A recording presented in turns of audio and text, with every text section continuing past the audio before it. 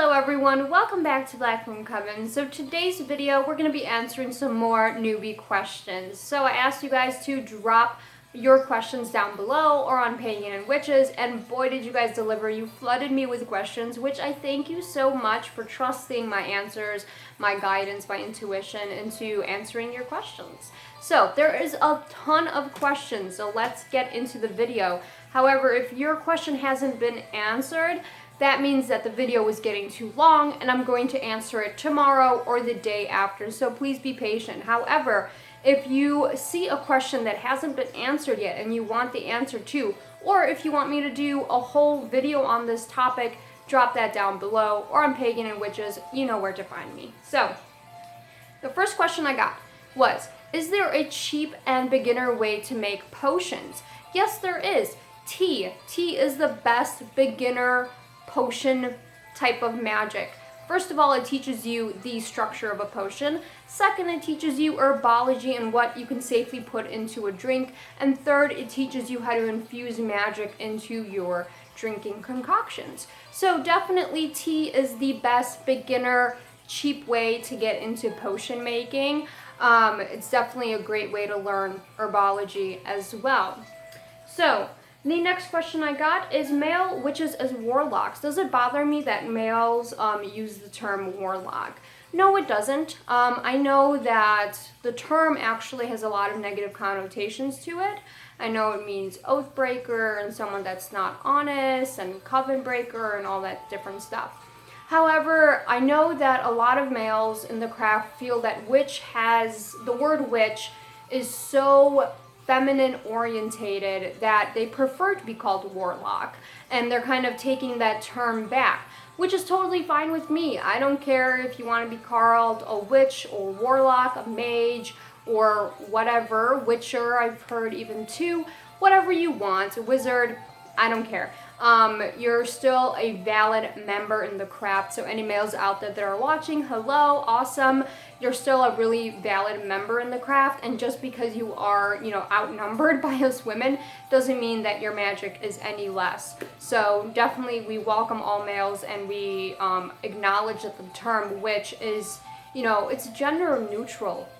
So can we get over this whole female, male type of thing, and let's just be equal and help build each other up. However, if males want to take the term warlock and turn it into something more positive, then, that's up to you and what you want to be called.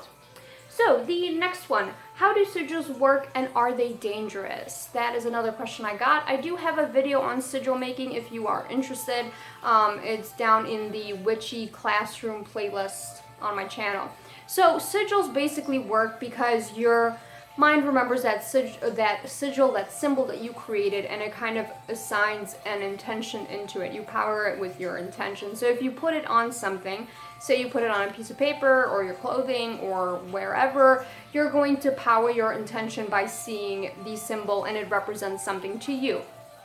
Are some sigils dangerous? It depends which ones you use. I know that there are some that are associated with demonology, with angels, with spirits, and different things. So it depends which one you use, and you just have to kind of research which sigil you are using and what you are invoking, if that is what you are doing. However, sigils themselves, if you are making them yourself, are not dangerous, not at all. Practical uses for wands is another question that I got.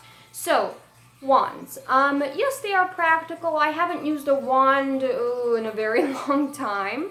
I mostly use them when I draw my circles or if I'm enchanting an object, and I haven't done that in a little while. So, over the years, I have developed quite a collection of wands. I have a wooden one, a crystal one, and now I use a bone wand just because I'm more kind of connected to bones nowadays than anything else. However, practical uses for wands. So a wand is to direct energy, and it's to direct energy into either an object or whatever you are working on, to cast your circles, to do your wards. It's basically a focal point for your energy, a kind of extension of your arm. I haven't used a wand in a long time because, like I said, I kind of mostly use it to cast a circle, draw a circle, or to enchant an object. So Yes, they're practical. However, are they necessary? I don't think so. I mean, you know, it's an extension of your hands. So your hands are basically where the energy comes out of. However, every witch is different. Some witches swear by their wands, some don't, some use them often, some don't. So that's basically that. So the next question we have is, are there any basic beginner books that I could recommend? Yes, I do have a couple of books that I have selected from my personal library. Just know that these are more folk witch orientated. Now, if you are brand new to the craft, this is your first day, your first video that you are watching, know that books on Wicca, even though if you don't want to be Wiccan, that's totally fine. However, there are tons and tons of credible information in these books, especially for young beginners. Not saying, Wiccans out there, don't get offended, not saying that Wicca is easy by any means. I'm just saying that it does teach you a really great basis, a really great foundation in magic, so you can move on if you want to other things. However, my recommendations, this book is on my channel a lot, really frequently, but it is the Modern Witchcraft Book of Tarot. Any books by Sky Alexander I found were really, really great. So any of these nice, pretty hardcover books are amazing. This tarot book, however, is the only tarot book that I have because it's the only one you will need. So this book on tarot is great. However, all her other books are great too. She has a Book of Shadows one. I think there's a love potion, love magic one. I'm sure there's just like a basic witchcraft one as well. This book is also on my channel a lot. It's Folk Witchcraft by Robert J. Horn. And this book, if you are into folk witchcraft or spirit working of any kind, get this book. It's an amazing, amazing book. It has changed my craft completely. I read this book quite a bit ago, and it's changed the way that I do spirit work and the craft and everything. So you can see I like it a lot because I take a lot of notes in there, and I keep it by my altar because it's so special to me. So definitely get yourself a copy. Amazon is where I found this one, and I found this one actually at the bookstore. And her books are pretty widely available, so you could get them at Barnes & Noble and stuff like that. But Amazon, if you are into folk witchcraft or any type of nature-based witchcraft, this is a really great book. Earth Power by Scott Cunningham. So I don't really agree with a lot of the things that are in this book with Scott Cunningham. However, I do know he's a really notable name in witchcraft, and this book did help a lot with, earthbound magic and stuff like that. So even if you don't agree with some of the stuff in the book, or if you are not Wiccan or whatever the case may be, there's still a lot of valid information in books like that. So even though I didn't agree with a lot of these things, I still found some pretty useful stuff in it. And for beginners, if you want to get into earth magic and stuff like that, this is a great book to get.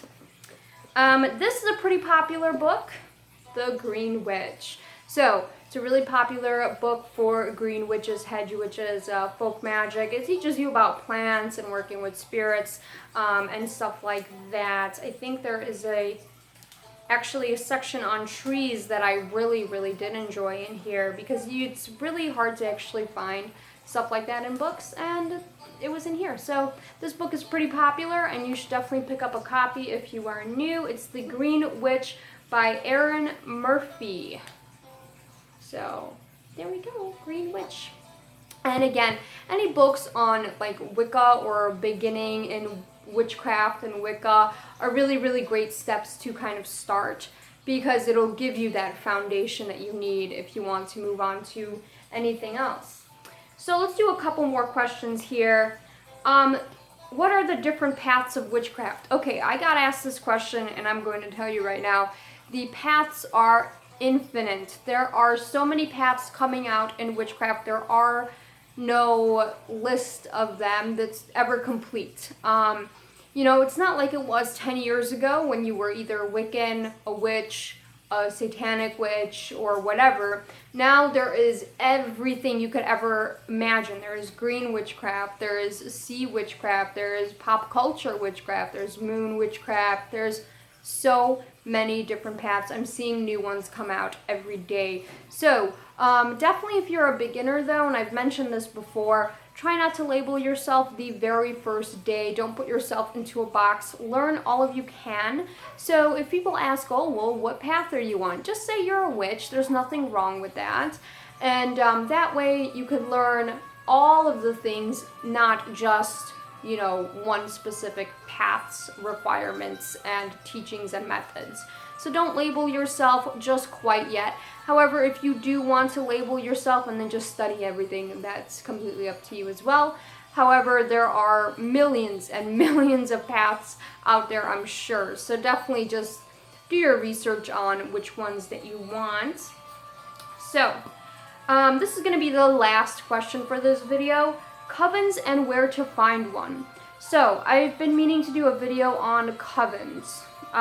Just because as witchcraft grows more popular, a lot of people are like, oh, I want to get into a coven, and especially like that. So, my young little newbie witches, definitely covens do seem like they've been growing, and there's nothing wrong with getting into a coven. However, please make sure that all of your members kind of are practicing along the same lines as you, you know? They have the same viewpoint on magic, they are practicing, it doesn't have to be the exact same path, but that they have the same ideals. So if you want to interview your coven members, just kind of make sure that they have the same ideals on like threefold law, karma, spell working, that sort of thing. Just make sure that you are on the same page. However, newbies getting into not witchcraft, covens, that's totally fine. I think that's awesome. I think that's cool. If you want to maybe get together with a couple other new witches and kind of explore that way, that's totally fine. Covens are kind of the popular thing now.